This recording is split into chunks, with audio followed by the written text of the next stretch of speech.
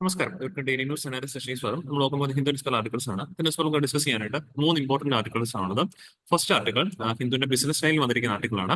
Certificate of ഡിപ്പോസിറ്റ്സിനെ കുറിച്ച് article ഉണ്ട്.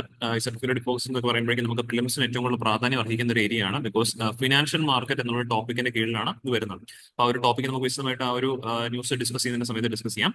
ശരിവേ ആ ഒരു topic economics universities paper 3 point of view ആയിരിക്കും നമ്മൾ ഡിസ്കസ് ചെയ്യുന്നത്. രണ്ടാമത്തെ ടോപ്പിക്ക് ഇന്നത്തെ ന്യൂസ് പേപ്പറിൽ ഏറ്റവും പ്രധാനപ്പെട്ട ഒരു ആർട്ടിക്കിൾ എന്ന് പറയാൻ പറ്റുന്നു ഈ രണ്ടാമത് തന്നെയാണ്.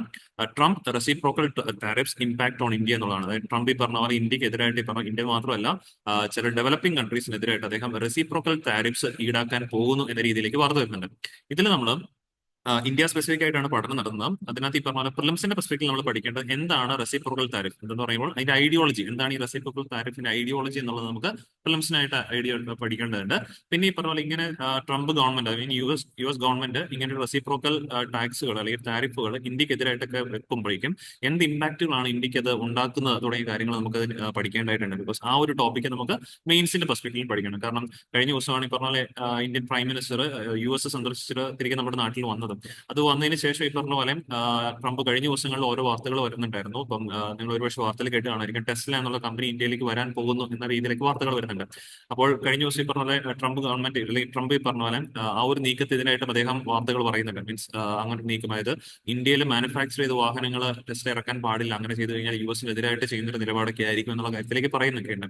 എനിവേ ട്രംപിന്റെ ഒരു പോളിസി നമുക്ക് എപ്പോഴും അറിയാവുന്നതാണ്. അമേരിക്ക വൺ എന്നുള്ളൊരു പോളിസിയാണ് എപ്പോഴും അദ്ദേഹം പിന്തുടരുന്നത്. എല്ലാ കാര്യത്തിലും അമേരിക്ക ആയിരിക്കണം മുൻപന്തിയിൽ. അതിന്റെ ഭാഗമായിട്ടാണ് ഈ ഒരു കാര്യങ്ങളും അദ്ദേഹം ഈ പറഞ്ഞ രീതിയിൽ വാർത്തയായിട്ട് പറയുന്നത്. ഇനി അക്കാര്യങ്ങൾ നമുക്ക് കൂടുതലും ആ ടോപ്പിക്ക് ഡിസ്കസ് ചെയ്യുന്ന സമയത്ത് പറയാം. ഈ ടോപ്പിക്ക് നമ്മൾ ടാക്സുകളൊക്കെ ആയിട്ട് ബന്ധപ്പെട്ട് ചർച്ച ചെയ്യുന്ന കാരണം ജനറൽ സ്റ്റഡീസ് പേപ്പർ 3 എക്കണോമിക്സിന്റെ പെർസ്പെക്ടീവിലും പിന്നെ ഇന്ത്യ US റിലേഷൻഷിപ്പ് എങ്ങനെയാണ് ഈ നീക്കം ഇന്ത്യയെ ബാധിക്കുന്നത് തുടങ്ങിയ പെർസ്പെക്ടീവിൽ general studies paper 2 IR international relations പെർസ്പെക്ടീവിലായിരിക്കും നമ്മൾ ഈ ടോപ്പിക്ക് പഠിക്കുന്നത്. ദെൻ മൂന്നാമത്തെ topic general studies paper 3 disaster management പോയിന്റിലുള്ള ടോപ്പിക്കാണ്. Relief for Andhra Pradesh under national disaster response fund ആണ് പറഞ്ഞിരിക്കുന്നത്. അപ്പോൾ നാഷണൽ ഡിസാസ്റ്റർ റെസ്പോൺസ് ഫണ്ടിൽ ഉൾപ്പെടുത്തി കുറച്ച് ഈ പറഞ്ഞ എമൗണ്ട് സെൻട്രൽ ഗവൺമെന്റ് ആന്ധ്രാപ്രദേശിന് റിലീഫ് ആയിട്ട് നൽകിയിട്ടുണ്ട്. അപ്പോൾ ഇവിടെ നമ്മൾ NDRF എന്താണ്, അതുപോലെ തന്നെ corresponding state disaster response fund തുടങ്ങിയ കാര്യങ്ങളെ കുറിച്ചിട്ട് മനസ്സിലാക്കേണ്ടതുണ്ട്. അപ്പോൾ ആ ഒരു ടോപ്പിക്ക് നമുക്ക് പ്രിലിംസിന്റെ പെർസ്പെക്ടീവിലാണ് കൂടുതൽ ആവശ്യമായിട്ടുള്ളത്. ഇതിനകത്ത് മെയിൻസ് റിലേറ്റഡ് കുറച്ചുകൂടെ ആർട്ടിക്കിൾ ഇമ്പോർട്ടന്റ് ആയിട്ട് നിൽക്കുന്ന പേപ്പർ രണ്ടാമത്തെ ടോപ്പിക്കും പിന്നെ കുറച്ച് പേപ്പർ ആ ഒരു മൂന്നാമത്തെ ടോപ്പിക്ക് നമുക്ക് പറയാം. ഈ മൂന്ന് ടോപ്പിക്കും പഠിച്ചതിന് ശേഷം ഒരു മോഡൽ MCQ സോൾവ് ചെയ്തായിരിക്കും നമ്മൾ സെഷൻ വൈൻഡപ്പ് ചെയ്യുന്നത്. So let's get started. So first ടോപ്പിക്കാണ് banks CD issuances up 44% so far in financial 25 എന്നുള്ളതാണ് ആർട്ടിക്കിൾ ഹെഡ്ലൈൻ. അതായത് ഫിനാൻഷ്യൽ 25 തീരാനായിട്ട് നമുക്ക് ഇനി ഒരു മാസം കൂടെ ഉണ്ട്. മാർച്ച് 31 വരെ ഉണ്ട് ഫിനാൻഷ്യൽ ഇയർ ഈ പറഞ്ഞ പോലെ 2024-25 എന്ന് പറയുന്നത്. അപ്പൊ ഈ ഒരു ഫിനാൻഷ്യൽ ഇയർ തീരാനായിട്ട് ഇനി ഒരു മാസം കൂടെ നിൽക്കുന്ന ഒരു സാഹചര്യത്തിൽ കമ്പയർഡ് ടു ലാസ്റ്റ് ഇയർ ബാങ്കുകൾ ഇഷ്യൂ ചെയ്ത CD എന്ന് പറഞ്ഞു കഴിഞ്ഞാൽ സർട്ടിഫിക്കറ്റ് ഡിപ്പോസിറ്റ് എന്ന് പറയും. സർട്ടിഫിക്കറ്റ് ഡിപ്പോസിറ്റുകളുടെ എണ്ണം 44 മീൻസ് എമൗണ്ട് 44% വർദ്ധിച്ചിരിക്കുന്നു എന്നുള്ളതാണ് സൂചിപ്പിക്കുന്നത്. കറക്റ്റ് എമൗണ്ട് ഇപ്പോൾ ഇവിടെ നമുക്ക് കാണാൻ സാധിക്കും. കഴിഞ്ഞ വർഷങ്ങളിൽ ഈ പറഞ്ഞ പോലെ ഈ പറഞ്ഞ രീതിയിൽ നമ്മുടെ ഈ പറഞ്ഞ പോലെ ഏപ്രിൽ മുതൽ ഫെബ്രുവരി 2020 ഏപ്രിൽ 24 മുതൽ ഫെബ്രുവരി 25 വരെയുള്ള കാലഘട്ടത്തിൽ നമ്മൾ ഈ പറഞ്ഞ പോലെ ഇഷ്യൂ ചെയ്തിരിക്കുന്നത് കറന്റ് ഇഷ്യൂ ചെയ്തിരിക്കുന്നത് 9.57 lakh crore rupeesന്റെ സർട്ടിഫിക്കറ്റ് ഡിപ്പോസിറ്റ്സ് നമ്മുടെ നാട്ടിലെ ബാങ്കുകൾ ഇഷ്യൂ ചെയ്തിട്ടുണ്ട്. ഇത് മുൻകാല വർഷങ്ങളിൽ വെറും 6.66 ഉണ്ടായിരുന്നു. വാല്യൂ നമുക്ക് പരീക്ഷയ്ക്ക് ഒരുപാട് ആവശ്യമില്ല, പക്ഷെ ഓർത്തിരിക്കുക ഇൻക്രീസ് ഉണ്ട്.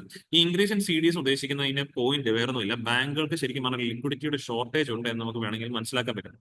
എപ്പോഴാണ് ബാങ്കുകൾക്ക് ലിക്വിഡിറ്റി ഷോർട്ടേജ് വരുന്നുള്ള കാര്യം നമ്മൾ അടിസ്ഥാനമായിട്ട് മനസ്സിലാക്കണം. ബാങ്ക് എന്ന് പറയുന്നത് പ്രധാനമായിട്ട് രണ്ട് ക്രൈറ്റീരിയസ് അവർ രണ്ട് കാര്യങ്ങളാണ് ചെയ്യുന്നത്. ഒന്ന്, നമ്മൾ പൊതുജനങ്ങളുടെ കയ്യിൽ നിന്ന് ഡിപ്പോസിറ്റ്സ് വാങ്ങുന്നു. രണ്ട്, ഈ പറഞ്ഞ അതേ പൊതുജനങ്ങൾക്ക് അല്ലെങ്കിൽ കമ്പനികൾക്കൊക്കെ തന്നെ അവർ ലോണുകൾ ഇഷ്യൂ ചെയ്യും. അപ്പൊ ഡിപ്പോസിറ്റ് മേടിക്കുന്ന പൈസ എടുത്തിട്ടാണ് പലപ്പോഴും ബാങ്കുകൾ എന്ത് കൊടുക്കുന്നത്, ലോണുകൾ ഇഷ്യൂ ചെയ്യാറുള്ളത്. നമ്മൾ ഇതിന് മുമ്പത്തെ ക്ലാസ്സുകളിലും പറഞ്ഞ ഓരോ കാര്യങ്ങൾ ഓർക്കുന്നുണ്ടാവും. ലൈക്ക് RBI ഗവർണർ തന്നെ പറഞ്ഞൊരു സ്റ്റേറ്റ്മെന്റ്, RBIയുടെ ലേറ്റസ്റ്റ് ആയിട്ടുള്ള ഡേറ്റ പ്രകാരം ഇന്ത്യൻ ബാങ്കുകളിൽ ശരിക്കും പറഞ്ഞാൽ ലിക്വിഡിറ്റി ക്രൈസിസ് ഉണ്ട്. അവയ്ക്ക് ഈ പറഞ്ഞ ലിക്വിഡിറ്റി ക്രൈസിസ് എപ്പോഴും വരുന്നതെന്ന് ചോദിച്ചു കഴിഞ്ഞാൽ, ഇവിടെ ഇപ്പം നമ്മൾ 100 രൂപ കിട്ടുമെന്ന് വിചാരിച്ചു, ഡിപ്പോസിറ്റ് ആയിട്ട് 100 രൂപ കിട്ടുവാണെങ്കിൽ ഈ 100 രൂപ എടുത്തിട്ട് വേണം ഇവിടെ ലോൺ ആയിട്ട് കൊടുക്കേണ്ടത്. നമ്മുടെ നാട്ടിലെ ലോൺ ആയിട്ട് 100 എമൗണ്ടും കൊടുക്കാൻ പറ്റത്തില്ല. അതിൽ നിന്ന് സർട്ടൻ എമൗണ്ട്സ് റിസർവ് ആക്കി നമ്മൾ ബാക്കി വെക്കണം. റിസർവ് എന്ന് പറയുമ്പോൾ cash reserve ratio, statutory liquidity ratio എന്ന് പറഞ്ഞിട്ട് റിസർവ്സ് ഒക്കെ ഉണ്ട്. നമ്മൾ നേരത്തെ പറഞ്ഞ് ഓർക്കുന്നുണ്ടാവും. അപ്പൊ അങ്ങനെയുള്ള റിസർവ്സ് ഒക്കെ മാറ്റി വെച്ചിട്ട് ഇപ്പൊ കറന്റ് പറയുകയാണെങ്കിൽ ആ രണ്ട് റിസർവ് കൂടെ ചേർത്ത് കഴിഞ്ഞാൽ അപ്രോക്സിമേറ്റ്ലി ഒരു 22 രൂപയോളം എടുത്ത് വരും. 22 രൂപയോളം എടുത്ത് മാറി കഴിഞ്ഞു കഴിഞ്ഞാൽ ബാങ്കുകൾക്ക് ലെൻഡ് ചെയ്യാനായിട്ടുള്ള എമൗണ്ട് എന്ന് പറയുന്നത് 78 rupees ആണ്. When they get 100 rupees as deposits, they are able to lend 78 rupees. Current പക്ഷേ നമ്മുടെ നാട്ടിലെ ലെൻഡിങ്ങിന്റെ അളവ് വളരെ വളരെ കൂടുതലാണ്. വിച്ച് മീൻസ് നമ്മുടെ നാട്ടിൽ ശരിക്കും പറഞ്ഞാൽ പൈസയുടെ ഒരു ആവശ്യകതയുണ്ട്. അത് എസ്പെഷ്യലി അതിന് കാരണം കോവിഡിന്റെ ഒക്കെ ആ ഒരു ആഫ്റ്റർ എഫക്റ്റ് നമ്മുടെ എക്കണോമി പതുക്കെ കയറിക്കൊണ്ടിരിക്കുകയാണല്ലോ. അപ്പൊ ആ ഒരു സാഹചര്യത്തിൽ ബിസിനസ് ഒക്കെ പതുക്കെ പതുക്കെ ഉയരുന്നുണ്ട്, അല്ലെങ്കിൽ ഇമ്പ്രൂവ് ആകുന്നുണ്ട്. അപ്പൊ അതിന്റെയൊക്കെ ഭാഗമായിട്ട് കമ്പനികൾക്കായിട്ടും അല്ലെങ്കിൽ ആളുകൾക്കൊക്കെയാണ് കൂടുതൽ വീടുകൾ വെക്കുന്നു, അല്ലെങ്കിൽ വാഹനങ്ങൾ വാങ്ങുന്നു. അങ്ങനെ ഒരു പോസിറ്റീവ് ട്രെൻഡ് ഇപ്പൊ എക്കണോമിയിലുണ്ട്. അപ്പൊ അതുകൊണ്ട് തന്നെ എക്കണോമിയിൽ ആളുകൾക്ക് കൂടുതൽ പൈസയുടെ ആവശ്യമുണ്ട്. ആ ഒരു ആവശ്യകത കാരണം ഇപ്പം കറന്റ് ബാങ്കുകൾക്ക് ലെൻഡ് ചെയ്യാൻ പറ്റുന്ന 78 rupees ആണ്. പക്ഷേ നമ്മുടെ ബാങ്കുകളിൽ ശരിക്കും പറഞ്ഞാൽ വരുന്ന ലോണിന്റെ എമൗണ്ട് എന്ന് പറയുന്ന ഇറ്റ് സംവെയർ അറൌണ്ട് 88 to 90 റുപ്പീസിന്റെ ഒക്കെയാണ് ലോണുകളുടെ ആവശ്യമായിട്ട് അവിടെ വരുന്നത്. വിച്ച് മീൻസ് ബാങ്കിൽ ലെൻഡ് ചെയ്യാൻ പറ്റുന്നതിനേക്കാൾ കൂടുതൽ ആവശ്യകത ബാങ്കിൽ ഇപ്പം വരുന്നുണ്ട്. എക്സ്ട്രാ ഒരു 12 രൂപയോളം ഈ പറഞ്ഞ പോലെ, 78 ഈ പറഞ്ഞ പോലെ 10 മുതൽ 12 രൂപയോളം കൂടെ എക്സ്ട്രാ ഈ പറഞ്ഞ പോലെ ബാങ്കുകൾ കണ്ടുപിടിക്കേണ്ടതായിട്ട് വരുന്നു. ഈ 12 രൂപ എക്സ്ട്രാ കണ്ടുപിടിക്കാനായിട്ട് ബാങ്കുകൾ സ്വീകരിക്കുന്ന മാർഗ്ഗങ്ങളിൽ ഒരു മാർഗ്ഗമാണ് ഈ പറഞ്ഞ രീതിയിലുള്ള സർട്ടിഫിക്കറ്റ് ഡിപ്പോസിറ്റ്സ് ഇഷ്യൂ ചെയ്യുന്നതിലൂടെ. ഒന്നാമത്തെ മാർഗ്ഗം ബാങ്കിന്റെ ക്യാപിറ്റൽ ഈ പറഞ്ഞ പോലെ റേസ് ചെയ്യും. അതായത് ഷെയറുകൾ വിറ്റഴിക്കുന്നതിലൂടെ തന്നെ ക്യാപിറ്റൽ വേണം റേസ് ചെയ്യും. പക്ഷെ അങ്ങനെയൊന്നും യഥാർത്ഥത്തിൽ പറഞ്ഞാൽ ചെയ്യാൻ പാടില്ലാത്തതാണ്. കിട്ടുന്ന ഡിപ്പോസിറ്റ്സ് ഒക്കെ എടുത്തിട്ട് വേണം മാക്സിമം ലോൺ കൊടുക്കേണ്ടത്. ക്യാപിറ്റൽസ് ഒക്കെ തന്നെ ഇഷ്യൂ ചെയ്തിട്ട് ലോൺ കൊടുക്കാൻ പോയി കഴിഞ്ഞാൽ ഒരു ആപത്ഘട്ടത്തിൽ ഉപയോഗിക്കേണ്ട ക്യാപിറ്റൽ എന്ന് പറഞ്ഞാൽ കമ്പനികളുടെ ഷെയർ എന്ന് പറയുന്നത് അത് പിന്നീട് ഇല്ലാണ്ടാവുന്ന ഒരു സിറ്റുവേഷൻ വരും. ബട്ട് ഇപ്പൊ നമ്മുടെ നാട്ടിൽ ബാങ്കുകൾ ലോൺ കൊടുക്കുന്നതിന് വേണ്ടിയിട്ട് 12 രൂപ കണ്ടെത്തുന്നതിന് വേണ്ടിയിട്ട് ഷെയറുകളൊക്കെ വിറ്റഴിച്ചിട്ടും പല ബാങ്കുകളും പറഞ്ഞ പോലെ പൈസ കണ്ടെത്തുന്നുണ്ട്. ഇനി അതിൽ മറ്റൊരു മാർഗ്ഗമാണ്, രണ്ടാമത്തെ ഒരു മാർഗ്ഗമാണ് സർട്ടിഫിക്കറ്റ് ഡിപ്പോസിറ്റ് ഇഷ്യൂ ചെയ്യുക. ഇതുകൊണ്ട് ഇപ്പൊ നിങ്ങൾക്ക് കണക്ട് ചെയ്യാൻ പറ്റുന്നുണ്ട്. ഈ സർട്ടിഫിക്കറ്റ് ഡിപ്പോസിറ്റ് ഇഷ്യൂ ചെയ്യുന്നത് കഴിഞ്ഞ വർഷത്തേക്കാൾ നമ്മൾ 44% വർദ്ധിച്ചു. അതിന് കാരണമാണ് ഞാൻ ഇപ്പൊ ഇത്ര നേരം പറഞ്ഞത്. അതായത് ബാങ്കുകളിൽ ശരിക്കും പറഞ്ഞാൽ ലിക്വിഡിറ്റിയുടെ ഷോർട്ടേജ് ഉണ്ട്. ലിക്വിഡിറ്റി ഷോർട്ടേജ് എന്ന് പറഞ്ഞു കഴിഞ്ഞാൽ banks are tending to give more loans rather than what they are received as deposits. അവർ ഡിപ്പോസിറ്റ്സ് ആയിട്ട് കിട്ടുന്നതിൽ ഉപരിയായിട്ട് അവർക്ക് ലോൺ കൊടുക്കാനായിട്ട് അവർ ശ്രമിച്ചുകൊണ്ടിരിക്കുക. കാരണം അത്രത്തോളം ആളുകൾ ലോൺ വേണ്ടിയിട്ട് ബാങ്കുകളിൽ ചെല്ലുന്നുണ്ട്. അതിന് വേണ്ടിയിട്ട് രണ്ടാമത്തെ ഒരു മാർഗ്ഗമാണ് സർട്ടിഫിക്കറ്റ് ഡിപ്പോസിറ്റ്സിലൂടെ ബാങ്കുകൾക്ക് പൈസ കണ്ടെത്താം. അപ്പൊ ഇവിടെ നമുക്ക് പഠിക്കാനായിട്ടുള്ളതും ആ സർട്ടിഫിക്കറ്റ് ഇപ്പം ഏകദേശം ബാക്ക്ഗ്രൗണ്ട് മനസ്സിലായിട്ടുണ്ടാവുമല്ലോ. ഇനിയാണ് സർട്ടിഫിക്കറ്റ് ഡിപ്പോസിറ്റിലേക്ക് നമ്മൾ കിടക്കുക.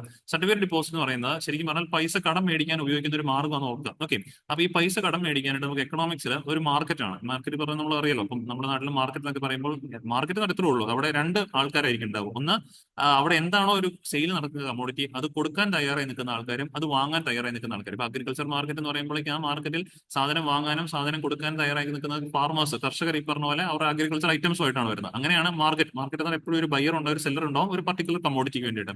ഇവിടെ മാർക്കറ്റിന്റെ പേര് ഫിനാൻഷ്യൽ മാർക്കറ്റ്. എക്കണോമിക്സ് നമ്മൾ മാർക്കറ്റ് എന്ന് പറയുമ്പോൾ ഫിനാൻഷ്യൽ മാർക്കറ്റാണ് ഉദ്ദേശിക്കുന്നത്. അവിടെ കടം കൊടുക്കാൻ തയ്യാറായി, മീൻസ് ആവശ്യത്തിന് പൈസ സർപ്ലസ് ആയിട്ട് കയ്യിലുള്ള ആൾക്കാർ പൈസ കടം കൊടുക്കാൻ തയ്യാറായി വരുന്നു. പൈസ ഡെഫിസിറ്റ് ഉള്ള ആളുകൾ കടം മേടിക്കാൻ തയ്യാറായി വരുന്നു. ഈ രണ്ട് ആളുകളാണ് ബയറും സെല്ലറുമായിട്ട് ഫിനാൻഷ്യൽ മാർക്കറ്റ് ഉണ്ടാവുക. ഫിനാൻഷ്യൽ മാർക്കറ്റിനെ നമുക്ക് പ്രധാനമായിട്ട് രണ്ടായിട്ട് ക്ലാസ് ചെയ്യാം. ഫിനാൻഷ്യൽ മാർക്കറ്റ് രണ്ടായിട്ട് ക്ലാസിഫൈ ചെയ്യാം. മണി മാർക്കറ്റും അതുപോലെ തന്നെ ക്യാപിറ്റൽ മാർക്കറ്റ്. ഇങ്ങനെ രണ്ടായിട്ട് മാർക്കറ്റിനെ ഡിഫൈൻ ചെയ്യുന്ന അവരുടെ ടെന്യൂർ വെച്ചിട്ടാണ്. അവർ എത്ര നാളത്തേക്കാണ് കടമെടുക്കുന്നത് വെച്ചിട്ടാണ്. യൂഷ്വലി എക്കണോമിയിൽ പൊതുവിൽ ഈ പറഞ്ഞ നമ്മൾ ഷോർട്ട് ടേം എന്ന് പറയുമ്പോഴേക്കും ലെസ് ദാൻ 1 year ആണ്. 1 year താഴത്തേക്കുള്ള നേച്ചറാണ് നമ്മൾ പൊതുവിൽ ഈ പറഞ്ഞ പോലെ, ഇല്ലാന്നല്ല പൊതുവിൽ ഈ പറഞ്ഞ പോലെ ഷോർട്ട് ടേം ആയിട്ട് പറയാറുള്ളത്. ഷോർട്ട് ടേം ട്രാൻസാക്ഷൻസ് ആണെങ്കിൽ അതിന്റെ മാർക്കറ്റിന്റെ പേരാണ് മണി മാർക്കറ്റ് എന്ന് പറയുന്നത്. ലോങ് ടേം ട്രാൻസാക്ഷൻസ് ആണെങ്കിലാണ് അത് എവിടെ വരുന്നത്, ക്യാപിറ്റൽ മാർക്കറ്റിനകത്ത് വന്ന് വീഴുന്നത്. ലാസ്റ്റ് ഇയർ UPSC എക്കണോമിക്സ് എന്നുള്ള ചോദ്യം വരുന്നത് ഈ മണി മാർക്കറ്റിനെ കുറിച്ചിട്ടുള്ള ഒരു ചോദ്യം ഉണ്ടായിരുന്നു. അപ്പൊ അതുകൊണ്ട് ഇങ്ങനെയുള്ള കാര്യങ്ങൾ നമ്മൾ അറിയേണ്ടത് വളരെ ആവശ്യമാണ്. പ്രിലിംസിന് നമുക്ക് ചോദ്യമായിട്ട് പ്രതീക്ഷിക്കാവുന്നതാണ്. ഈ മണി മാർക്കറ്റിൽ ഒരുപാട് ഇൻസ്ട്രുമെന്റ്സ് ഉണ്ട്. വിച്ച് മീൻസ് ആ പറയുന്ന ഇൻസ്ട്രുമെന്റുകളൊക്കെ തന്നെ മണി മാർക്കറ്റിന്റെ കീഴിലാണ്. അവയുടെ ടെന്യൂർ എന്ന് പറയുന്നത് 1 year താഴെയാണ്. ഉദാഹരണം പറയുവാണെങ്കിൽ നമ്മൾ ട്രഷറി ബില്ലുകൾ, ഗവൺമെന്റ് ഇഷ്യൂ ചെയ്യുന്ന ട്രഷറി ബില്ല് അല്ലെങ്കിൽ ക്യാഷ് മാനേജ്മെന്റ് ബില്ല്, ഇതൊക്കെ പറയുവാണെങ്കിൽ ഷോർട്ട് ടേം നേച്ചർ ആണ്. 1 year താഴെയാണ് അവയ്ക്ക് നേച്ചർ ഉള്ളത്. അതുകൊണ്ട് അവ മണി മാർക്കറ്റ് ആണ്. എന്നാൽ ഗവൺമെന്റുകൾ ഇഷ്യൂ ചെയ്യുന്ന ബോണ്ടുകൾ, ഗവൺമെന്റ് മാത്രമല്ല പ്രൈവറ്റ് എന്റിറ്റീസ് ഒക്കെ ഇഷ്യൂ ചെയ്യുന്ന ബോണ്ടുകൾ എന്ന് പറയുന്നത് ഒരു വർഷത്തിന് മുകളിലേക്കുള്ളവയാണ്. അപ്പൊ അവ മെയിൻലി ഇവിടെ വരും, ക്യാപിറ്റൽ മാർക്കറ്റിനകത്ത് വരും. ഇന്നിപ്പോ നമ്മുടെ വാർത്തയിലുള്ള സർട്ടിഫിക്കറ്റ് ഡിപ്പോസിറ്റ് എന്ന് പറയുന്നത് മണി മാർക്കറ്റിലെ ഒരു ഇൻസ്ട്രുമെന്റ് ആണ്. അപ്പോൾ മണി മാർക്കറ്റ് ഇൻസ്ട്രുമെന്റ് ആണെന്ന് പറയുമ്പോൾ തന്നെ നമ്മൾ മനസ്സിലാക്കണം സർട്ടിഫിക്കറ്റ് ഡിപ്പോസിറ്റിന്റെ മാക്സിമം കാലയളവ് എന്ന് പറഞ്ഞു കഴിഞ്ഞാൽ ഒരു വർഷത്തിന് തൊട്ട് താഴെ, അതായത് 364 ദിവസം വരെ ഈ പറഞ്ഞ രീതിയിൽ ഒരു സർട്ടിഫിക്കറ്റ് ഡിപ്പോസിറ്റ്സിന് പോകാനായിട്ട് സാധിക്കത്തുള്ളൂ. ഓക്കെ, അപ്പം അതിന് താഴത്തേക്ക് വരും. മോസ്റ്റ് കോമൺ അതിന്റെ താഴത്തോട്ടായിരിക്കും സർട്ടിഫിക്കറ്റ് ഡിപ്പോസിറ്റ്സിന്റെ ഈ പറഞ്ഞ പോലെ ടെന്യൂർ ആയിട്ട് വരുന്നുണ്ടാവുക. പിന്നെ നമുക്ക് കുറച്ച് ഡീറ്റെയിൽ നോക്കാം. Certificate deposits are negotiable unsecured money market instrument. ഇത് വളരെ പ്രാധാന്യമുണ്ട്. കാരണം കഴിഞ്ഞ വർഷം പ്രിലിംസിന് ചോദിച്ചതാണ് അൺസെക്യൂർഡ് ആയിട്ടുള്ള ഈ പറഞ്ഞ പോലെ കൊളാട്രൽ ബേസ്ഡ് ലെൻഡിങ് ഏത് മാർക്കറ്റ് ആണെന്ന് ചോദിച്ചിട്ടുണ്ടായിരുന്നു. ആൻസർ മണി മാർക്കറ്റ് ആണ്. ബിക്കോസ് മണി മാർക്കറ്റിൽ നമ്മൾ ട്രേഡ് നടത്തുന്ന ഇൻസ്ട്രുമെന്റുകളൊക്കെ തന്നെ ഭൂരിഭാഗം അൺസെക്യൂർഡ് എന്ന് പറഞ്ഞു കഴിഞ്ഞാൽ നമ്മൾ കടം മേടിക്കും, പൈസ മേടിക്കും, അതൊരു രേഖയായിട്ട് എഴുതി കൊടുക്കും. ഞങ്ങൾ ഇന്ന വ്യക്തിയുടെ കയ്യിൽ ഈ പറഞ്ഞ പോലെ ഇത്ര രൂപ മേടിച്ചു എന്ന് പറഞ്ഞിട്ട് രേഖയായിട്ട് എഴുതി കൊടുക്കും. അല്ലാതെ ആ മേടിച്ച പൈസയ്ക്ക് തുല്യമായിട്ട് നമ്മൾ കൊളാട്രൽ ഉണ്ടല്ലോ. ഇപ്പൊ നമ്മൾ ഉദാഹരണത്തിന് ബാങ്കിൽ പോയിട്ട് നമ്മൾ ലോൺ എടുക്കുമ്പോഴേക്കും ബാങ്ക് നമുക്ക് ഈ പറഞ്ഞ പോലെ ബാങ്കിൽ നമുക്ക് ലോൺ തരണമെങ്കിൽ എന്തെങ്കിലും അതിന് തുല്യമായിട്ടുള്ള കൊളാട്രൽ നമ്മളോട് സബ്മിറ്റ് ചെയ്യണം. വീടും പറമ്പോ അങ്ങനെ എന്തെങ്കിലുമൊക്കെ ആയിട്ട് അല്ലെങ്കിൽ സ്വർണ്ണോ എന്തെങ്കിലുമൊക്കെ ആയിട്ട് നമ്മളോട് സബ്മിറ്റ് ചെയ്യണം. കൊളാട്രൽ ഡെവലപ്മെന്റ് ചെയ്യണം.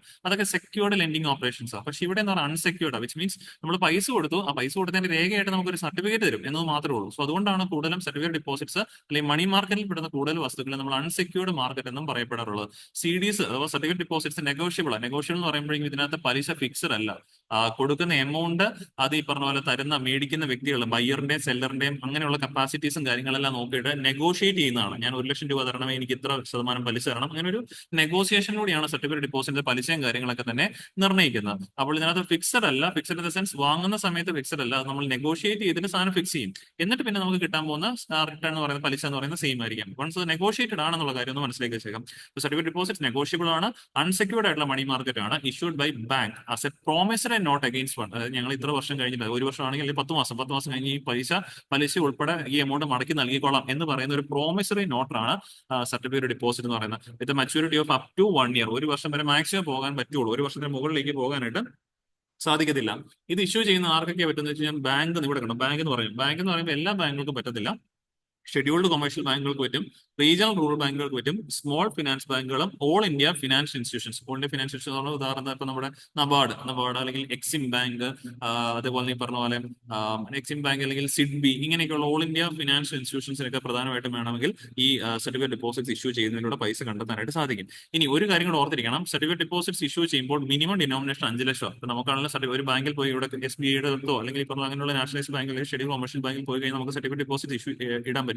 ഇടുവാണെങ്കിൽ നമ്മുടെ മിനിമം എമൗണ്ട് എത്രയായിരിക്കണം? 5 ലക്ഷം രൂപയായിരിക്കണം, അല്ലെങ്കിൽ അതിന്റെ മൾട്ടിപ്പിൾസ് ആയിട്ടായിരിക്കണം നമ്മൾ ഇടേണ്ടത്. അല്ലാതെ നമുക്ക് ചെറിയൊരു എമൗണ്ട് കൊണ്ട് ചെല്ലാൻ പറ്റത്തില്ല. 5 lakhs ഓർ ഇറ്റ്സ് മൾട്ടിപ്പിൾസ് ആയിട്ടാണ് നമുക്ക് CDs ഇഷ്യൂ ചെയ്യാനായിട്ട് പറ്റുകയുള്ളൂ. ടെന്യൂർ എന്ന് പറയുന്ന മാക്സിമം ഞാൻ പറഞ്ഞു 1 ഇയർ ആണ്. മിനിമം എന്ന് പറയുന്നത് 7 days വരെ ആകാം. 7 ദിവസം വരെയുള്ള സർട്ടിഫിക്കറ്റ് ഡിപ്പോസിറ്റ്സ് ഇവിടെ ഇഷ്യൂ ചെയ്യപ്പെടാറുണ്ട്. അപ്പൊ ഇതാണ് സർട്ടിഫിക്കറ്റ് ഡിപ്പോസിറ്റ്സ് ആയിട്ട് അറിഞ്ഞിരിക്കേണ്ടത്. ഇത്രയും കാര്യങ്ങൾ പ്രധാനമായിട്ട് നമുക്ക് പ്രിലിംസിന്റെ പെർസ്പെക്റ്റീവിൽ അറിഞ്ഞിരിക്കണം. ഓക്കെ, കാരണം ഇങ്ങനെയുള്ള വാർത്തകളിൽ നിന്നൊക്കെയാണ് പലപ്പോഴും കറണ്ട് അഫയേഴ്സ് ആയിട്ട് ചോദ്യങ്ങൾ ചോദിക്കാറുള്ളത്. ഇനി രണ്ടാമത്തെ ആർട്ടിക്കിളാണ്, അതിനകത്ത് ഏറ്റവും പ്രധാനപ്പെട്ട ആർട്ടിക്കിൾ അത് തന്നെയാണ്. No one can argue with me Trump on reciprocal tariffs എന്നുള്ളതാണ് ആർട്ടിക്കിളിലെ ഹെഡ്ലൈൻ ആയിട്ട് മാറിയിരിക്കുന്നത്. അപ്പൊ ഇവിടെ കൃത്യമായിട്ട് ഞാൻ പറഞ്ഞു, ഇപ്പം ട്രംപ് അധികാരത്തിൽ കയറി കഴിഞ്ഞതിന് ശേഷം ഒരുപാട് ഇങ്ങനെയുള്ള വാർത്തകൾ നമ്മൾ കേൾക്കുന്നുണ്ട്. ബിക്കോസ് ട്രംപിന്റെ ഒരു നയം എന്ന് പറയുന്നത്, അല്ലെങ്കിൽ അദ്ദേഹത്തിന്റെ ഒരു പോളിസി എന്ന് പറയുന്നത് അമേരിക്ക വൺ എന്നുള്ള പ്രിൻസിപ്പിളാണ്. അതായത് അദ്ദേഹത്തിന്റെ ഈ പറഞ്ഞ പോലെ ഫസ്റ്റ് ടെന്യൂർ കാലഘട്ടത്തിൽ ഇത് തന്നെയാണ് അദ്ദേഹം മുന്നോട്ട് വെച്ചിരുന്നത്. അമേരിക്ക ഫസ്റ്റ്, അതായത് എല്ലാ അർത്ഥത്തിലും അമേരിക്ക ഒന്നാമതാക്കണം. അതിന് വേണ്ടിയിട്ട് ഈ പറഞ്ഞ പോലെ അദ്ദേഹം ഈ പറഞ്ഞ പോലെ കുറെ കാര്യങ്ങളാണ് ഇപ്പം ചെയ്തുകൊണ്ടിരിക്കുന്നത്.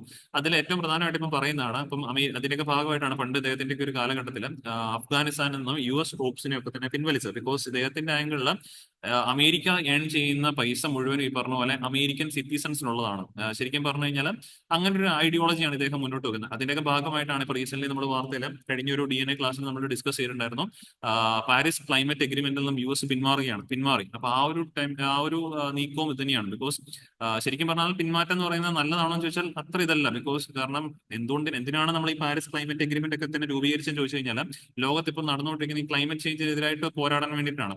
ഈ ക്ലൈമറ്റ് ചേഞ്ച് വരാൻ കാരണം നമ്മുടെ ഈ പൊല്യൂഷൻസും കാര്യങ്ങളാണ്. ഇത്തരത്തിൽ മാത്രം ലോകത്ത് പൊല്യൂഷൻസ് കോസ് ചെയ്തത് ഇപ്പം ഡെവലപ്ഡ് ആയിട്ടിരിക്കുന്ന രാജ്യങ്ങളാണ്. ബിക്കോസ് വൺസ് അവർ ചെയ്ത ഇൻഡസ്ട്രിയൽ പൊല്യൂഷന്റെ ഒക്കെ തന്നെ ഭാഗമായിട്ടാണ് ഇന്ന് നമ്മൾ അനുഭവിക്കുന്ന ക്ലൈമറ്റ് ചേഞ്ച് എന്ന് പറയുന്നത്. അപ്പൊ തീർച്ചയായിട്ടും ഇന്നിരിക്കുന്ന ഡെവലപ്ഡ് രാജ്യങ്ങൾക്ക് അതിലേക്ക് കോൺട്രിബ്യൂട്ട് ചെയ്യാനായിട്ടുള്ള എന്താ പറയുന്ന മോറൽ എത്തിക്സ് അവർക്കുണ്ട് എന്നുള്ള കാര്യം ഓർത്തിരിക്കണം. എന്തായാലും ഈ പറഞ്ഞ ട്രംപിന്റെ ആംഗിൾ നോക്കുമ്പോഴേക്കും അവരുടെ ആവശ്യങ്ങൾക്കല്ലാതെ അവർ ഒരുപാട് പൈസ ചെലവാക്കുന്നു. അത് ഇനി മുതൽ വേണ്ട എന്നുള്ള നിലപാടാണ് ട്രംപിനുള്ളത്. അതുകൊണ്ട് തന്നെ ഇന്ത്യയെ കോട്ട് ചെയ്ത ഒരു കാര്യം കൂടെ അദ്ദേഹം പറയുന്നുണ്ട്. ഇപ്പോൾ ഉദാഹരണത്തിന് പറയുകയാണെങ്കിൽ ഇന്ത്യക്ക് വോട്ടർ ടേൺ അറൗണ്ട്, നമ്മളെ ഇലക്ഷൻസ് ഒക്കെ നടത്തുമ്പോഴേക്കും വോട്ടർ ടേൺ അറൗണ്ട് വർദ്ധിപ്പിക്കുന്നതിന് വേണ്ടിയിട്ട് $21 മില്യൺ US സംഭാവന ചെയ്യാറുണ്ട്. അതെന്തിനാണ് എന്നുള്ളതും ഇപ്പം രീതിയിൽ ഈ പറഞ്ഞ ട്രംപ് സംസാരിക്കുന്നുണ്ട്. ബിക്കോസ് അത് ഇനി കൊടുക്കേണ്ട കാര്യമില്ല. ബിക്കോസ് നമ്മുടെ ഇവിടെ നല്ല രീതിയിൽ ടാക്സിനുള്ള വരുമാനവും കാര്യങ്ങളൊക്കെ ഉണ്ട്. അതുകൊണ്ട് തന്നെ ഇനിയിപ്പോൾ അമേരിക്ക ആ പൈസ ഇന്ത്യക്ക് കൊടുക്കേണ്ട കാര്യമില്ല. അമേരിക്കയിലെ വോട്ടർ ടേൺ അറൗണ്ട് ഇംപ്രൂവ് ചെയ്യാനായിട്ട് വേണം ആ പൈസ ഉപയോഗിക്കേണ്ടത് എന്നൊക്കെ ഇദ്ദേഹം പറയുന്നുണ്ട്. എനിവേ ഇങ്ങനെയൊക്കെ ഒരുപാട് നീക്കങ്ങൾ ഇദ്ദേഹം എടുക്കുന്നുണ്ട് എന്നുള്ള കാര്യം ഓർത്തിരിക്കുക. അങ്ങനെ നീക്കങ്ങളിൽ ഒരെണ്ണമാണ് ഇപ്പോൾ വന്നിരിക്കുന്നത്. റെസിപ്രോക്കൽ താരിഫുകൾ ഈടാക്കാൻ പോകുന്നു. നാളെ തൊട്ട് ഈടാക്കാൻ പോകുന്നല്ല പറയുന്നത്. അദ്ദേഹം പരിഗണിക്കുന്നത് April 1 തൊട്ട്, I mean next financial year തൊട്ടിട്ട് ഇത് നടപ്പാക്കാനായിട്ടാണ്. ഇന്ത്യ മാത്രമല്ല ഇതിന്റെ പരിധിയിൽ വരിക, ഡെവലപ്പിംഗ് ആയിട്ടുള്ള മിക്ക രാജ്യങ്ങളും ഇതിന്റെ പരിധിയിലേക്ക് വന്നേക്കും എന്നുള്ളതാണ് സൂചിപ്പിക്കുന്നത്. കാരണം ഇപ്പോൾ അമേരിക്ക ഇത്തരത്തിൽ ഡെവലപ്പിംഗ് രാജ്യങ്ങൾക്കെല്ലാം തന്നെ കുറേയധികം പ്രിഫറൻഷ്യൽ ട്രീറ്റ്മെന്റ് കൊടുക്കുന്നുണ്ട്. പ്രിഫറൻഷ്യൽ ട്രീറ്റ്മെന്റ് എന്ന് പറയുമ്പോഴേക്കും ഡെവലപ്പിംഗ് രാജ്യങ്ങളിൽ നിന്ന് വരുന്ന വസ്തുക്കളാണെങ്കിൽ അതിന്മേൽ നോർമൽ ആയിട്ടുള്ള നികുതി ഈടാക്കാറില്ല. അതായത് മറ്റ് രാജ്യങ്ങളിൽ നിന്ന് വരുന്ന അത്ര നികുതി ഈടാക്കാറില്ല എന്നുള്ളതാണ് ഈ പ്രിഫറൻഷ്യൽ ട്രീറ്റ്മെന്റ് കൊണ്ട് ഉദ്ദേശിക്കുന്നത്. അങ്ങനെ കുറച്ച് ട്രീറ്റ്മെന്റ് നമുക്കും കിട്ടുന്നൊക്കെ ഉണ്ട്. അതുകൊണ്ടാണ് നമ്മൾ കഴിഞ്ഞ ക്ലാസ്സുകളിലൊക്കെ പറഞ്ഞ് നിങ്ങൾ ഓർക്കുന്നുണ്ടാവും, ഇന്ത്യ ട്രേഡ് നടത്തുന്ന പ്രധാനപ്പെട്ട 10 രാജ്യങ്ങളിൽ എടുത്തു നോക്കുവാണെങ്കിൽ അതിൽ ഇന്ത്യക്ക് ട്രേഡ് സർപ്ലസ് ഉള്ളത്. സർപ്ലസ് എപ്പോഴാണ് വരുന്നത്? നമ്മുടെ ഇവിടുന്ന് കൂടുതൽ എക്സ്പോർട്ട് കയറി പോകുമ്പോൾ, export is greater than our imports. അപ്പൊ എക്സ്പോർട്ട് കൂടി നിൽക്കുമ്പോഴാണ് നമുക്ക് ട്രേഡ് സർപ്ലസ് ഉണ്ടാകുന്നത്. ആ പ്രധാനമായിട്ട് ഇന്ത്യ ട്രേഡ് നടത്തുന്ന 10 രാജ്യങ്ങളിൽ ട്രേഡ് സർപ്ലസ് ഇന്ത്യക്കുള്ളത് ആകപ്പാട് ഒരു രാജ്യവുമായിട്ടാണ്, അതാണ് US. അത് അപ്പൊ നേരെ തിരിച്ചും പറയാലോ, US-ന് ഇന്ത്യയുമായിട്ട് എന്താണുള്ള ട്രേഡ് ഡെഫിസിറ്റ്. ട്രേഡ് ഡെഫിസിറ്റ് എന്ന് പറയുമ്പോഴേക്കും അവരുടെ രാജ്യത്ത് നിന്ന് പുറത്തേക്കാണ് പൈസ പോകുന്നത്. ട്രേഡ് സർപ്ലസ് ആകുമ്പോൾ നമുക്ക് പൈസ എക്സ്ട്രാ കിട്ടുന്നു, നമുക്ക് കൂടുതൽ വരുമാനം കിട്ടുന്നു. അതേസ്ഥാനത്ത് ഇന്ത്യക്ക് ചൈനയായിട്ട് ട്രേഡ് ഡെഫിസിറ്റ്, വിച്ച് മീൻസ് നമ്മുടെ ഇവിടുന്ന് വരുമാനം ചൈനയിലേക്കാണ് പോയിക്കൊണ്ടിരിക്കുന്നത്. അപ്പൊ അമേരിക്ക നോക്കുമ്പോൾ നമുക്ക് ഈ പറഞ്ഞ പോലെ ഇന്ത്യക്ക് അമേരിക്കയുമായിട്ട് ട്രേഡ് സർപ്ലസ്, വിച്ച് മീൻസ് അവർക്ക് ഡെഫിസിറ്റ്, അവരുടെ അവിടുന്ന് പൈസ ഇന്ത്യയിലേക്ക് പോന്നുകൊണ്ടിരിക്കുന്നു. ഇങ്ങനെ ഇന്ത്യക്ക് മാത്രമായിട്ടൊന്നുമല്ല, അമേരിക്ക മറ്റ് ഡെവലപ്പിംഗ് രാജ്യങ്ങളെല്ലാം കമ്പയർ ചെയ്യുമ്പോൾ ഇങ്ങനെ ഒരു സിറ്റുവേഷൻസ് ഉണ്ട്. അത് ഇനി മുതൽ വേണ്ട എന്നുള്ളതാണ് ട്രംപ് ഗവൺമെന്റ് പറയപ്പെടുന്നത്. അപ്പോൾ ഇവിടെ നിലവിൽ നമ്മൾ പറയുവാണെങ്കിൽ ഇന്ത്യയിൽ നിന്നും US-ലേക്ക് പോകുന്ന വസ്തുക്കൾക്ക് ഈ പറഞ്ഞ പോലെ അമേരിക്ക കുറച്ച് നികുതി ഇളവ് നൽകാറുണ്ട്. എന്നാൽ അതേ സാഹചര്യത്തിൽ അമേരിക്കയിൽ നിന്നും ഇന്ത്യയിലേക്ക് സാധനങ്ങൾ വരുമ്പോഴേക്കും നമ്മൾ ഹൈ ടാക്സുകളാണ് ഈടാക്കുന്നതാണ് പറയുന്നത്. അപ്പൊ ഇനി ഇത് വേണ്ട, ഇങ്ങനെ ഒരു ട്രീറ്റ്മെന്റ് വേണ്ട. ഇപ്പൊ ഒരേ വസ്തുക്കൾക്ക് എന്താണോ അമേരിക്കയിൽ നിന്നും വരുന്ന വസ്തുക്കൾക്ക് ഇന്ത്യ ഈടാക്കുന്ന നികുതി, അതേ നികുതി തന്നെ ഇന്ത്യയിൽ നിന്നും അമേരിക്കയിലേക്ക് വരുന്ന വസ്തുക്കൾ മേലും ഈടാക്കാൻ പോകും എന്നുള്ളതാണ് ഇതുകൊണ്ട് ഉദ്ദേശിക്കുന്നത്. ഇതാണ് റെസിപ്രോക്കൽ ടാക്സസ്. ഒറ്റ വാക്കിൽ പറയുവാണെങ്കിൽ ഇതാണ് റെസിപ്രോക്കൽ ടാക്സസ്. അതിപ്പം ഒരു വസ്തു, ഒരു പേന ഈ പറഞ്ഞ ഇന്ത്യയിൽ നിന്നും അമേരിക്കയിലേക്ക് പോകുമ്പോൾ അമേരിക്ക ഇത്ര നാൾ അതിന് ഈടാക്കിയിരുന്ന 5% ടാക്സ് ആണെങ്കിൽ, അതേ പേന, അതേ മോഡൽ, അതേ ടൈപ്പ് ഒരു പേന അമേരിക്കയിൽ നിന്നും ഇന്ത്യയിലേക്ക് വരുമ്പോൾ ഇന്ത്യ ഈടാക്കുന്ന 20% ടാക്സ് ആണെങ്കിൽ, ഇനി മുതൽ ഇന്ത്യയിൽ നിന്നും അമേരിക്കയിലേക്ക് പോകുന്ന ആ പേനയ്ക്കും എത്ര ഉണ്ടാവും? 20% ടാക്സ് ഉണ്ടാവും. ഒരു ലെവൽ പ്ലേയിങ് ഫീൽഡ് ഇനി മുതൽ ക്രിയേറ്റ് ചെയ്യണമെന്നാണ് ട്രംപ് ഇതുകൊണ്ട് സൂചിപ്പിക്കുന്നത്. ഇതിന് പറയുന്ന പേരാണ് റെസിപ്രോക്കൽ ടാരിഫ്സ്. അപ്പൊ വേണമെങ്കിൽ പരീക്ഷയ്ക്ക് consider the following statements regarding reciprocal tariffs എന്ന് പറഞ്ഞുകൊണ്ട് ഒരു സ്റ്റേറ്റ്മെന്റ് ക്വസ്റ്റ്യൻ വേണമെങ്കിൽ നമുക്ക് പ്രതീക്ഷിക്കാം. അപ്പം ഐഡിയ മെയിൻലി ക്ലിയർ ആക്കുക എന്നുള്ളതാണ് ഉദ്ദേശിക്കുന്നത്. അപ്പൊ ഇവിടെ കണ്ടോ, നമുക്ക് നോക്കാം. So reciprocal tariffs are taxes imposed by an importing country on foreign goods making them more expensive for domestic consumers. അതായത് ഇനി മുതൽ ഈ പറഞ്ഞ പോലെ ഇങ്ങനെ ടാരിഫ് വെച്ച് കഴിയുമ്പോഴേക്കും ഇന്ത്യയിൽ നിന്ന് വരുന്ന വസ്തുക്കൾക്ക് ഇത്രമാത്രം ചീപ്പ് റേറ്റിൽ അമേരിക്കയിലേക്ക് കിട്ടത്തില്ല, എക്സ്പെൻസീവ് ആയിട്ട് മാറും. അങ്ങനെ വന്നു കഴിയുമ്പോൾ നമുക്ക് തിരിച്ചടിയാവും. കാരണം എന്തുകൊണ്ടാണെന്ന് വെച്ചാൽ വൺസ് നമ്മുടെ വസ്തുക്കൾ അമേരിക്കയിൽ എക്സ്പെൻസീവ് ആയി കഴിഞ്ഞാൽ പിന്നെ നമ്മുടെ വസ്തുക്കൾ അവർ മേടിക്കും ഇല്ല. കാരണം അൾട്ടിമേറ്റ്ലി ആളുകളുടെ ബൈയിങ് എന്ന് പറയുന്ന ഒരു നേച്ചറാണ്. പ്രൈസ് കുറവുള്ള വസ്തുക്കൾക്ക് ക്വാളിറ്റി നമ്മൾ നോക്കും, പ്രൈസും കൂടെ കുറവാണെങ്കിൽ ഓട്ടോമാറ്റിക്കലി ആളുകൾ ഇതെല്ലാം വാങ്ങാനുള്ള ചാൻസസ് ഉണ്ട്. അപ്പൊ ഇന്ത്യയിൽ നിന്ന് വരുന്ന അമേരിക്കയിലേക്ക് പോകുന്ന വസ്തുക്കൾക്ക് ഇപ്പോൾ ഉള്ളൊരു അഡ്വാൻറ്റേജ് എന്ന് വെച്ചാൽ കമ്പാരിറ്റീവ്ലി നമുക്ക് ലെസ് കോസ്റ്റ്, അമേരിക്കൻ മാർക്കറ്റിൽ നമ്മുടെ ഐറ്റംസ് ലെസ് കോസ്റ്റ് ആണ്. ബിക്കോസ് നമുക്ക് ഇച്ചിരി ഇളവുകളും കാര്യങ്ങളൊക്കെ കിട്ടുന്ന കാരണം തന്നെ ഇനി മുതൽ ആ ഇളവുകളൊന്ന് മാറ്റി കഴിയുമ്പോഴേക്കും നമ്മുടെ സാധനത്തിന്റെ പ്രൈസ് ഇൻക്രീസ് ചെയ്യും. പ്രൈസ് ഇൻക്രീസ് ചെയ്ത് കഴിയുമ്പോഴേക്കും ഓട്ടോമാറ്റിക്കലി ആളുകൾ അത് വാങ്ങാതെ വരാനുള്ള ചാൻസ് വളരെ കൂടുതൽ, which means making them more and more expensive for domestic consumer. ഇവിടെ ഡൊമസ്റ്റിക് കൺസ്യൂമർ ഉദ്ദേശിക്കുന്ന അമേരിക്കൻ കൺസ്യൂമേഴ്സിന് അത് കൂടുതൽ എക്സ്പെൻസീവ് ആയിട്ട് മാറും. അപ്പൊ അത് അവരത് വാങ്ങാതിരിക്കാനുള്ള ചാൻസസ് ഉണ്ട്. And Trump's reciprocal tariffs policy seeks to eliminate the preferential treatment for any country. നേരത്തെ ഞാൻ പറഞ്ഞ കാര്യങ്ങളാണ്, ഇപ്പൊ ഇത് വായിക്കുമ്പോൾ കുറച്ചുകൂടെ നിങ്ങൾക്ക് എളുപ്പമുണ്ട്.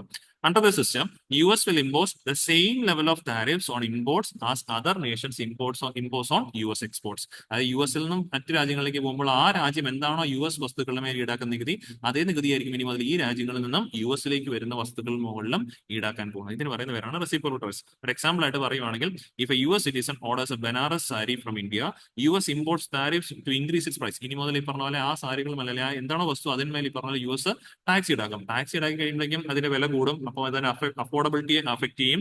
അങ്ങനെ ഓട്ടോമാറ്റിക്കലി നമ്മുടെ ട്രേഡ് അത് കുറയാനായിട്ടുള്ള ചാൻസുകൾ വളരെ കൂടുതലാണ്. ഇതാണ് ഇത് നമുക്ക് വരാൻ പോകുന്ന ഒരു പ്രശ്നം എന്ന് പറയുന്നത്.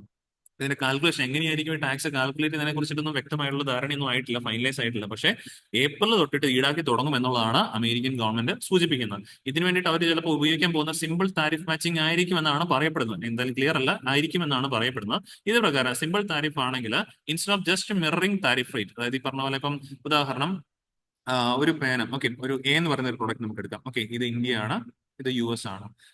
US-ൽ നിന്നും എ എന്ന് പറയുന്ന ഒരു പ്രൊഡക്റ്റ് ഈ പറഞ്ഞ പോലെ പേന എന്ന് വിചാരിച്ചു. ഈ പേന ഈ പറഞ്ഞ പോലെ അമേരിക്കയിലേക്ക് വരുമ്പോഴേക്കും ഇതിനകത്ത് അമേരിക്കൻ മാർക്കറ്റിൽ ഈടാക്കുന്നത് 10% നികുതിയാണ്, 10% ടാക്സ് ആണ് ഈടാക്കുന്നത്.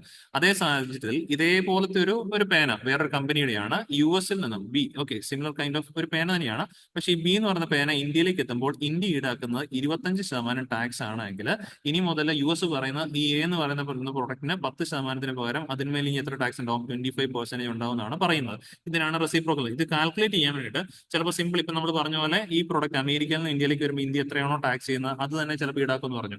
ഇല്ല എങ്കിൽ ചിലപ്പോൾ ഈ പ്രോഡക്റ്റിന് ഈ എ എന്ന് പറയുന്ന ഇന്ത്യയിൽ ഉത്പാദിപ്പിക്കുന്ന പ്രോഡക്റ്റിന് ചിലപ്പോൾ ഇന്ത്യയിൽ ഗവൺമെന്റ് സബ്സിഡി കൊടുക്കുന്നുണ്ടാവും. ഓക്കെ, ഇപ്പൊ ഉദാഹരണം പറയാം, അവരുടെ മാർക്കറ്റ് വാല്യൂവിന്റെ ഒരു 5% സബ്സിഡി കൊടുക്കുമെന്ന് വിചാരിച്ചു. അങ്ങനെയാണെങ്കിൽ അതിന് ആക്ച്വലി വില കുറവാകും. അപ്പൊ ഇനി മുതൽ ചിലപ്പോൾ ഈ സബ്സിഡി എമൗണ്ടും കൂടെ ആഡ് ചെയ്തിട്ട് ലൈക്ക് യുഎസിലേക്ക് വരുമ്പോൾ 25-ന് പകരം 30% ടാക്സ് ഈടാക്കിയേക്കും എന്ന് പറയുന്നുണ്ട്. ഇതായിരിക്കാം ഒരുപക്ഷെ ട്രംപ് ഗവൺമെന്റ് ഉദ്ദേശിക്കാൻ പോകുന്ന ഒരു ടാക്സ്. അങ്ങനെ വന്നു കഴിയുമ്പോഴേക്ക് ഇന്ത്യൻ പ്രോഡക്റ്റ് നല്ല രീതിയിൽ വില കൂടാനുള്ള ചാൻസ് ഉണ്ട്. ബിക്കോസ് നമ്മളിവിടെ നല്ല രീതിയിൽ സബ്സിഡീസ് പല എക്സ്പോർട്ട് ഐറ്റംസിനും കൊടുക്കുന്നുണ്ട് എന്നുള്ളത് കാരണത്താൽ തന്നെ. So instead of just mirroring tariff rates, US plans to consider various subsidies and financial assistance provided by other countries to their exporters. ആ സബ്സിഡിയും കൂടെ ചിലപ്പോൾ പരിഗണിച്ചേക്കാം. This means that if a country like India offered subsidies to Indian industries, the US may factor those into the tariff calculation. ആ സബ്സിഡിയും കൂടെ tariff calculation എടുത്തിട്ട് ഇതിനു വേണ്ടിയാണ് ലെവൽ പ്ലേയിങ് ഫീൽഡ് കണക്കാക്കാനായിട്ട് ചിലപ്പോൾ എടുത്തേക്കാം.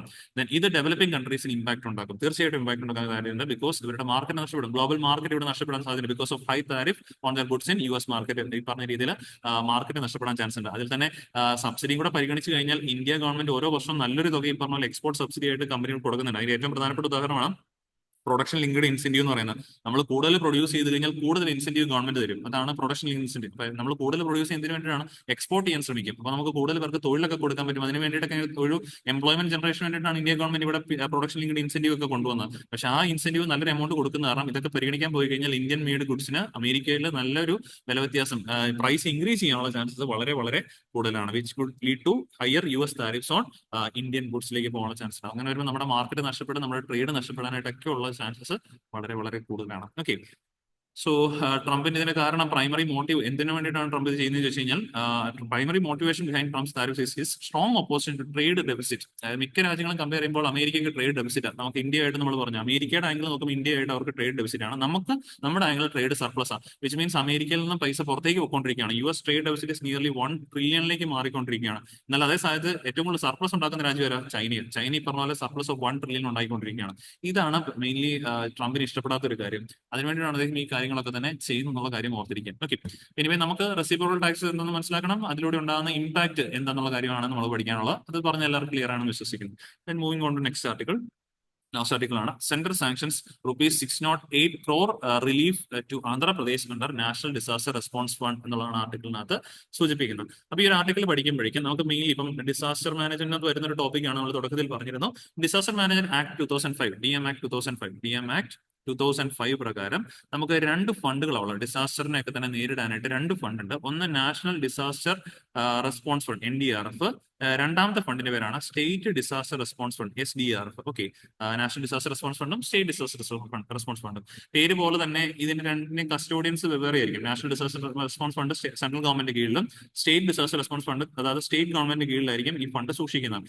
ഇതിൽ ഇമ്മീഡിയറ്റ്ലി ഒരു സ്ഥലത്ത് അല്ലെങ്കിൽ ഒരു സംസ്ഥാനത്ത് അല്ലെങ്കിൽ ഒരു പർട്ടിക്കുലർ സ്ഥലത്ത് ഈ പറഞ്ഞ എന്തെങ്കിലും ഒരു ഡിസാസ്റ്റർ ഉണ്ടായി കഴിഞ്ഞാൽ ഇമ്മീഡിയറ്റ്ലി അതിന് വേണ്ടുന്ന ഫണ്ട് എന്ന് പറഞ്ഞ ഒരു ഡിസാസ്റ്റർ ഉണ്ടായി കഴിഞ്ഞാൽ നമുക്ക് കൂടുതൽ ഫണ്ട് വേണം അതിന്റെ റെസ്പോൺസിന് വേണ്ടിയിട്ടാണ്. സെർച്ച് ആൻഡ് റെസ്ക്യൂ, അതിലകപ്പെട്ട ആൾക്കാർ ഇപ്പോൾ കണ്ടെത്താൻ സെർച്ച് ആൻഡ് റെസ്ക്യൂ, അവർക്ക് വേണ്ടുന്ന മരുന്നുകളും ഭക്ഷണങ്ങളും ഇതൊക്കെ വിതരണം ചെയ്യാനായിട്ടൊക്കെയുള്ള റെസ്പോൺസ് ആക്ടിവിറ്റീസിനാണ് കൂടുതലും പൈസയ്ക്ക് ആവശ്യമുള്ളത്.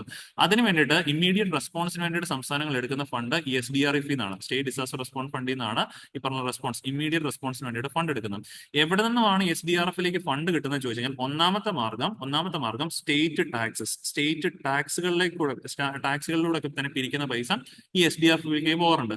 പിന്നെ പറയുവാണെങ്കിൽ ഏറ്റവും പ്രധാനപ്പെട്ടാണ് NDRF ശരിക്കും ഫണ്ട് എന്ന് പറയുന്നത് ഈ SDRFിനെ സപ്ലിമെന്റ് ചെയ്യാനായിട്ടാണ്. SDRFിലേക്ക് പൈസ സപ്ലിമെന്റ് ചെയ്ത് കൊടുക്കാനായിട്ട്. അതായത് ഈ സ്റ്റേറ്റ് ടാക്സസിലൂടെ ഇവർക്ക് ഈ ഫണ്ട് ആയല്ലോ. ചിലപ്പോൾ ഒരു വർഷം തന്നെ മൾട്ടിപ്പിൾ ഡിസാസ്റ്റേഴ്സ് ചില സംസ്ഥാനങ്ങളുണ്ട്. ഇപ്പം കേരളത്തിലൊക്കെ പറഞ്ഞാൽ മൾട്ടിപ്പിൾ ഡിസാസ്റ്റേഴ്സ് ഒരു വർഷം തന്നെ ഉണ്ടാകാറുണ്ട്. അങ്ങനെ വരുമ്പോഴേക്കും പെട്ടെന്ന് ഈ ടാക്സിലൂടെ കിട്ടുന്ന വരുമാനം കൊണ്ട് ഈ SDRF ഫണ്ട് നമുക്ക് നിലനിർത്താൻ പറ്റത്തില്ല. പെട്ടെന്ന് അത് ഈ പറഞ്ഞ പോലെ തീർന്നു പോകാനുള്ള ചാൻസ് ഉണ്ട്. അന്നേരം ഈ പറഞ്ഞ പോലെ സ്റ്റേറ്റ് ഡിസാസ്റ്റർ റെസ്പോൺസ് ഫണ്ടിനെ സപ്ലിമെന്റ് ചെയ്യാനായിട്ടാണ് നമ്മൾ ഏത് ഫണ്ട് ഉപയോഗിക്കുന്നത്? നാഷണൽ ഡിസാസ്റ്റർ റെസ്പോൺസ് ഫണ്ട് ഉപയോഗിക്കുന്നത്.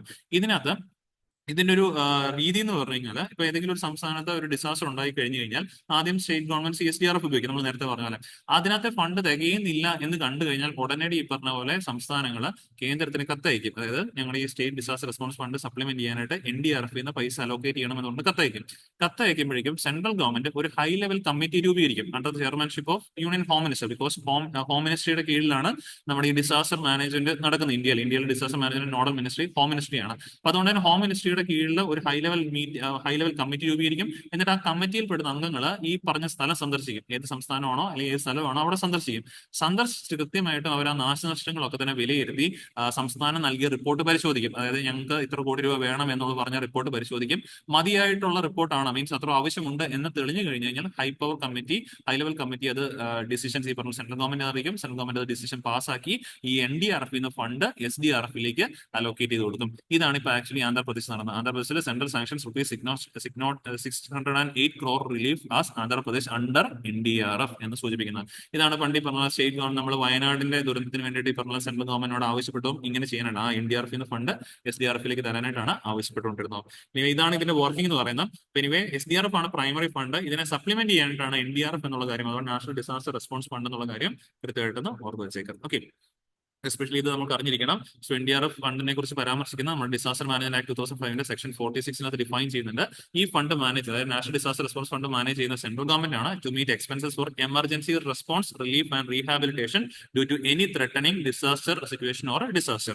NDRF is considered to supplement the funds of the state disaster response fund. Already നമ്മൾ പറഞ്ഞു SDRFിനെ സപ്ലിമെന്റ് ചെയ്യാനായിട്ടാണ് NDRF ഉള്ളത്. സിവിയർ ആയിട്ടുള്ള ഡിസാസ്റ്റേഴ്സ് വരുമ്പോഴേക്കും SDRF കൊണ്ട് മതിയാകത്തില്ല, അല്ലെങ്കിൽ മൾട്ടിപ്പിൾ ഡിസാസ്റ്റർ വന്നു കഴിയുമ്പോഴേക്കും SDRF കൊണ്ട് മതിയാകത്തില്ല. അപ്പൊ അതിനെ സപ്ലിമെന്റ് ചെയ്യാൻ നമുക്ക് NDRF വേണം. ഇനി ഈ ഫണ്ട് പ്ലേസ് ചെയ്തിരിക്കുന്ന പബ്ലിക് അക്കൗണ്ടിലാണ്. നമ്മളിപ്പം നിലവിൽ 3 അക്കൗണ്ട് നമ്മൾ പറയുമല്ലോ, consolidated fund, contingency fund, public accounts ഉണ്ടല്ലോ. അങ്ങനെ ഈ പറഞ്ഞ public account of government of ഇന്ത്യയുടെ അണ്ടറിലാണ് ഈ ഒരു ഫണ്ട് സൂക്ഷിക്കുന്നത്, NDRF സൂക്ഷിക്കുന്നത്. Under reserve fund, not bearing interest ആയിട്ടുള്ള റിസർവ് ഫണ്ട് ആയിട്ടാണ് പബ്ലിക് അക്കൗണ്ടിൽ അത് സൂക്ഷിച്ചിരിക്കുന്നത്. അങ്ങനെ സൂക്ഷിക്കുന്നതുകൊണ്ട് തന്നെ ഒരു ഗുണം എന്താ വെച്ച് കഴിഞ്ഞാൽ, അല്ലെങ്കിൽ പ്രത്യേകത എന്താ വെച്ചാൽ, government does not require parliamentary approval to take money out of this fund. ഈ ഫണ്ടിൽ നിന്നും പൈസ പിൻവലിക്കാനായിട്ട് പാർലമെന്റ് അപ്രൂവൽ ഗവൺമെന്റിന് ആവശ്യമില്ല. ക്യാബിനറ്റ് ഡിസിഷൻ പാസ്സാക്കി ഫണ്ട് കൊടുക്കാനായിട്ട് സാധിക്കും. പക്ഷെ ഇത് ഏതുതരം ഡിസാസ്റ്റേഴ്സ് ഉപയോഗിക്കാൻ പറ്റുള്ളൂ എന്ന് വെച്ച് കഴിഞ്ഞാൽ, നമ്മുടെ ഇവിടുത്തെ നാഷണൽ ഡിസാസ്റ്റർ ആയിട്ട് നമ്മൾ രേഖപ്പെടുത്തിയിരിക്കുന്ന ഡിസാസ്റ്റർ വന്നു കഴിഞ്ഞാൽ മാത്രമേ ഇത് പ്രകാരം ഫണ്ട് സ്റ്റേറ്റ് ഗവൺമെന്റുകൾക്ക് അല്ലെങ്കിൽ SDRFിനെ സപ്ലിമെന്റ് ചെയ്യാൻ ഉപയോഗിക്കാൻ പാടുള്ളൂ. ലൈക്ക് പറയുവാണെങ്കിൽ cyclones, drought, earth, fire, flood, tsunami, hailstorm, landslide, avalanche, cloudbursts, pest attack, cold wave, frost, ഇങ്ങനെയൊക്കെ പറയുന്ന നമ്മുടെ നാട്ടിൽ രേഖപ്പെടുത്തിയിരിക്കുന്നുള്ള നാഷണൽ ഡിസാസ്റ്ററിന്റെ പട്ടികയിൽ പെടുന്ന ഒരു ഡിസാസ്റ്റർ വന്നു കഴിയുമ്പോൾ മാത്രമേ ഇതിനകത്ത് ഉപയോഗിക്കാൻ പറ്റുള്ളൂ. ഉദാഹരണം പറയുന്നത്, റീസെന്റ് ഇതിനകത്തോട്ട് ആഡ് ചെയ്തിരിക്കുന്നതാണ് നമ്മുടെ കോവിഡ്-19 നിലവിൽ പറയുകയാണെങ്കിൽ നാഷണൽ ഡിസാസ്റ്റർ ആയിട്ട് രേഖപ്പെടുത്തിയിട്ടുണ്ടായിരുന്നു. അതുവരെ അത് ഉണ്ടായിരുന്നില്ല. അതുകൊണ്ടാണ് തുടക്കത്തിൽ NDRF പല സ്റ്റേറ്റ് ഗവൺമെന്റുകളിലേക്ക് ഫണ്ട് വരാനായിട്ട് താമസിച്ചത്. ബിക്കോസ് അത്ര നാൾ ശരിക്കും പറഞ്ഞാൽ കോവിഡ്-19 ഇപ്പോഴും ഉണ്ടായ പണ്ട് നമ്മുടെ ഇവിടെ ഇല്ല, ഞാൻ ഈ ഡിസാസ്റ്റർ ആയിട്ട് രേഖപ്പെടുത്തിയിട്ടുണ്ടായിരുന്നില്ല. പിന്നീട് കോവിഡ്-19 ഡിസാസ്റ്റർ ആയിട്ട്, നാഷണൽ ഡിസാസ്റ്റർ ആയിട്ട് രേഖപ്പെടുത്തിയതിനു ശേഷമാണ് നമുക്ക് NDRF fund state disaster response ഫണ്ടുകളിലേക്ക് ആ ടൈമിൽ കൊടുക്കാനായിട്ട് സാധിച്ചു. പല സംസ്ഥാനങ്ങൾക്ക് അതിൽ ഇമ്മീഡിയറ്റ് റിലീഫ് ആയിട്ട് ആക്ട് ചെയ്യുന്നു. ഇത്രമാണ് നമുക്ക് ഈ ഒരു ടോപ്പിക് എന്ന എക്സാം റിലേറ്റഡ് ആയിട്ട് പഠിക്കാനുണ്ടായിരുന്നു. ഇനി നമ്മുടെ 2 ഷേപ്പിൽ MCQ ആണ്. സർട്ടിഫിക്കറ്റ് ഡെപ്പോസിറ്റ് ആയിട്ട് നമ്മൾ ആദ്യം പഠിച്ചതാണ്. 2 ഷേപ്പ് എളുപ്പം നിങ്ങൾക്ക് ചെയ്യാൻ പറ്റുന്ന ഒരു ക്വസ്റ്റൻ ആണ്. ഇതിന്റെ കറക്റ്റ് ആൻസർ നമ്മുടെ കമന്റ് ബോക്സിൽ രേഖപ്പെടുത്താം. അപ്പോൾ നമ്മൾ ഇന്ന് ഡിസ്കസ് ചെയ്ത ടോപ്പിക്സ് എല്ലാവർക്കും ക്ലിയർ ആണെന്ന് വിശ്വസിക്കുന്നു. വീണ്ടും നമുക്ക് അടുത്ത ദിവസം കാണാം. Thank you.